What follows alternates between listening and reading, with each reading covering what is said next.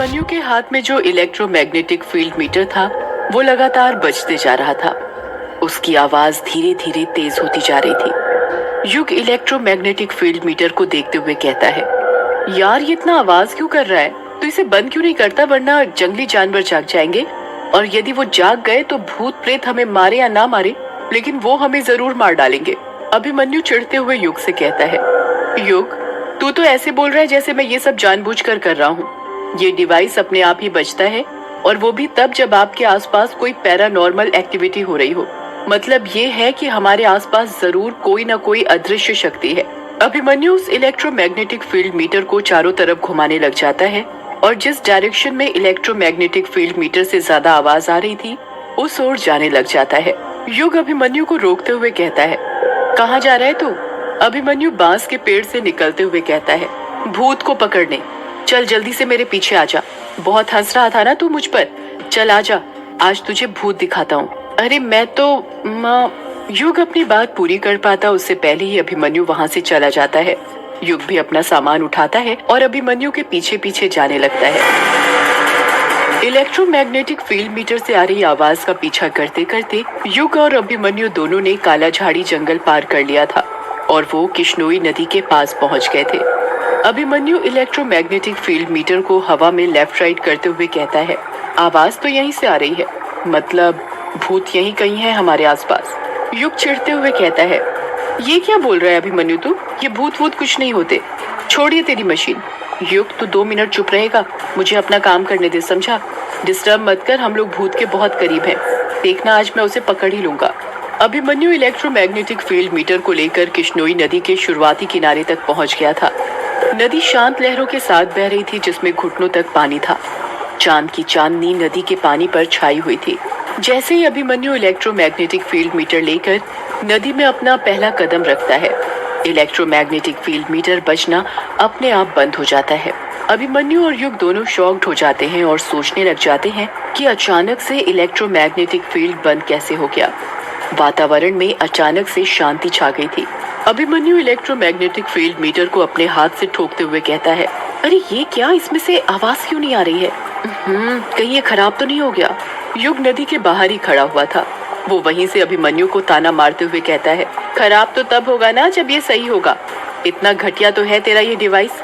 क्या नाम बताया था तूने? हाँ, इलेक्ट्रोमैग्नेटिक फील्ड मीटर। तुझे पता है इसने आवाज करना बंद क्यों कर दिया? अभिमन्यु उदासी के साथ पूछता है। क्यों? क्योंकि शायद तुझे पता नहीं है, इलेक्ट्रोमैग्नेटिक फील्ड का एटमॉस्फेयर पर फर्क पड़ता है। मतलब ये कि जब वातावरण चेंज होता है तो मैग्नेटिक फील्ड भी चेंज होता है, जिस कारण जब हम जंगल से यहाँ तक आए तो इसने यहाँ पर आकर आवाज करना बंद कर दिया, क्योंकि जंगल के अंदर के एटमॉस्फेयर में और नदी के पास के एटमॉस्फेयर में बहुत डिफरेंस है। तुझे कैसे पता ये सब? इलेक्ट्रॉनिक एंड इलेक्ट्रिकल इंजीनियर हूँ बेटा, इतना तो पता ही होगा। तेरी तरह झोला छाप पैरानॉर्मल एक्टिविटी एक्सपर्ट नहीं हूँ। मैं नहीं मानता, मुझे तो लगता है कि मेरा ये डिवाइस हमें बिल्कुल सही जगह पर लाया है। युग अभिमन्यु को घूरते हुए कहता है, और तुझे ऐसा क्यों लगता है? इसके 2 कारण हैं। पहला कारण ये कि जब हम जंगल से यहाँ नदी तक आए तो उस बीच भी एटमॉस्फेयर चेंज हुआ होगा, तब ये बंद क्यों नहीं हुआ? यहाँ नदी पर आकर ही बंद क्यों हुआ? युग हैरानी के साथ पूछता है।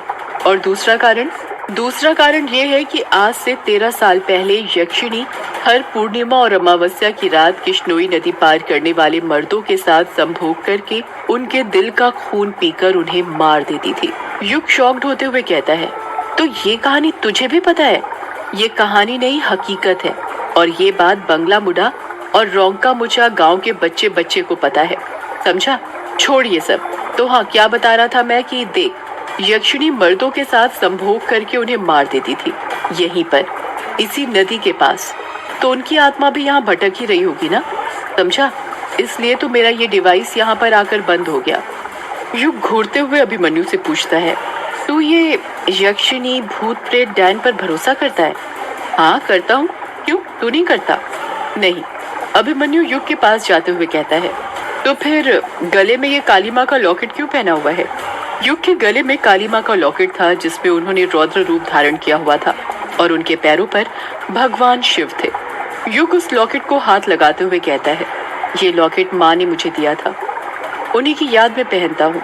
अब वो तो है नहीं, इसलिए।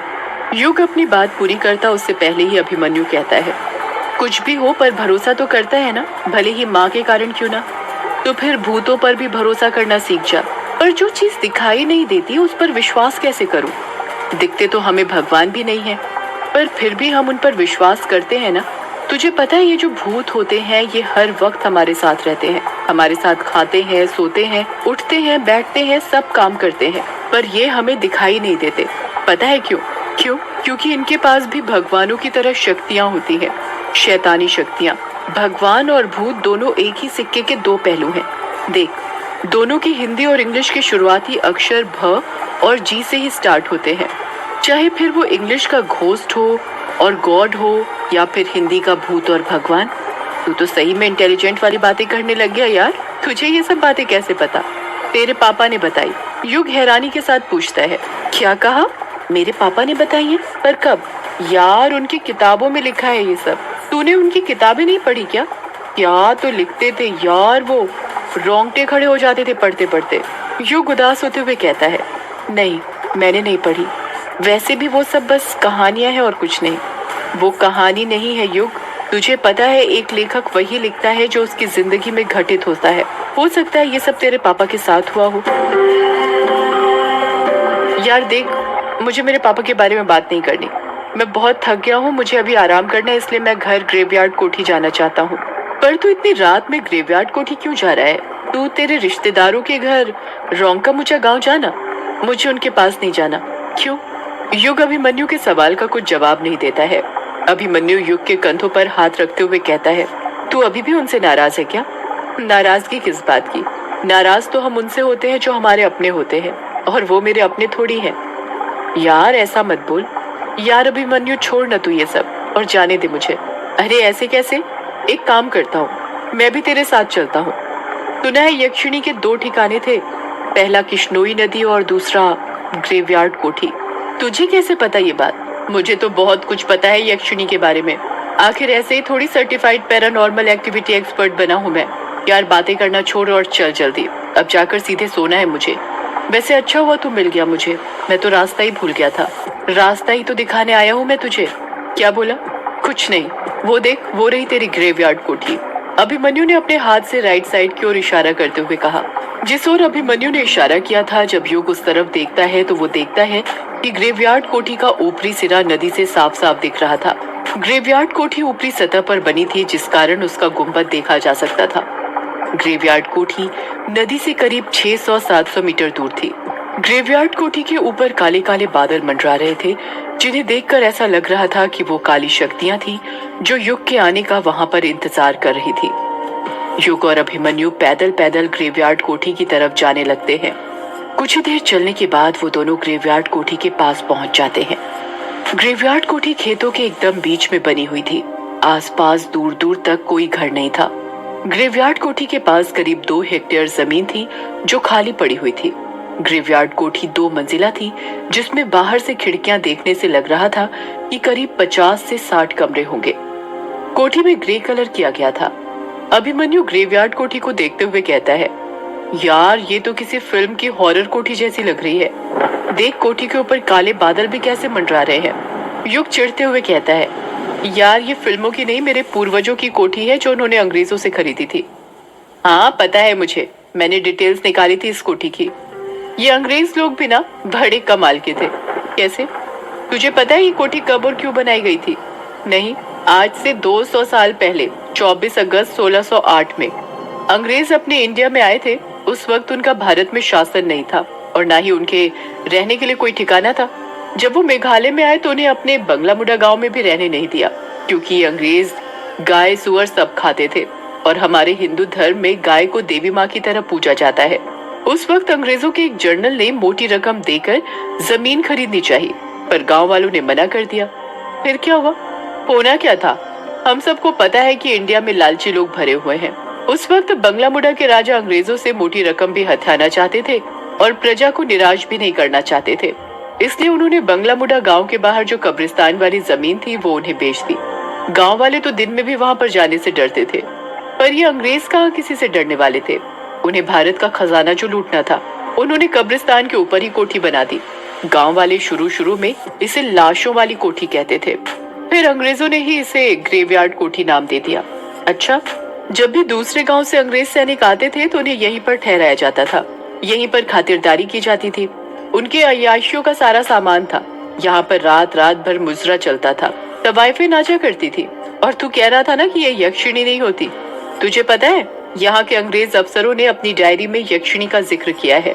यक्षिणी का नाम सुनकर युग चिढ़ जाता है और चिढ़ते हुए कहता है, तेरी ये कहानी खत्म हो गई हो तो क्या अब हम कोठी के अंदर चलें या रात भर यहीं पर बैठकर कहानी सुनाने वाला है? हाँ चल, मैंने रोका है। तुझे ही कहानी सुनने में मजा आ रहा था, इसीलिए मैं सुना रहा था। ग्रेवयार्ड कोठी का दरवाजा करीब 10 फुट ऊंचा था। जब युग और अभिमन्यु दरवाजे के पास पहुंचते हैं तो अभिमन्यु देखता है कि दरवाजे पर एक बड़ा सा ताला लगा हुआ था जिस पर जंग लग गया था। अभिमन्यु ताले को हाथ लगाते हुए कहता है, अरे इस पर तो ताला लगा हुआ है, तेरे पास ताले की चाबी है क्या? युग अपना बैग टटोलने लग जाता है और कहता है, रखी तो थी इसकी चाबी मेरे पास, कहाँ गई दिख क्यों नहीं रही? हाँ ये रही। युग अपने बैग से ताले की बड़ी सी चाबी निकाल लेता है। एक औरत की आवाज सुनाई देती है, खोल जल्दी दरवाजा।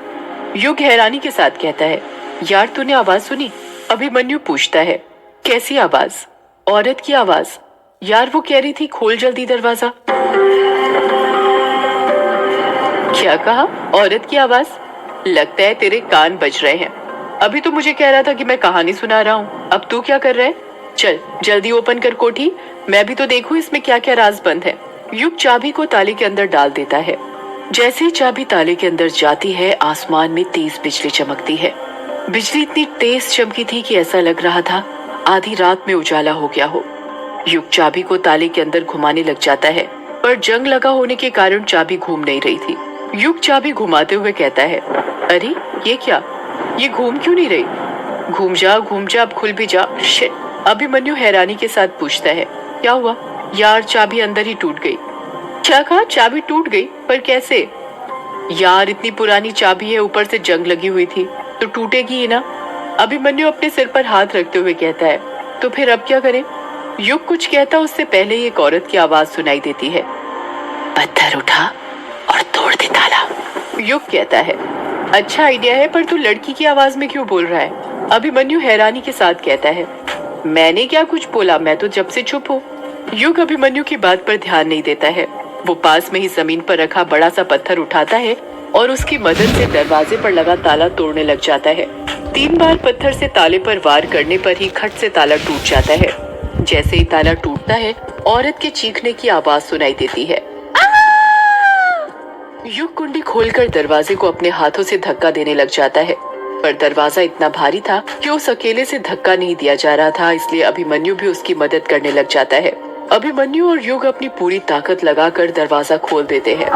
जैसे ही दरवाजा खुलता है, धड़धड़ाते हुए जोरों से बारिश होने लग जाती है। दरवाजा खुलते ही एक औरत की फिर चीखने की आवाज सुनाई देती है। युग डरते हुए कहता है, कौन है?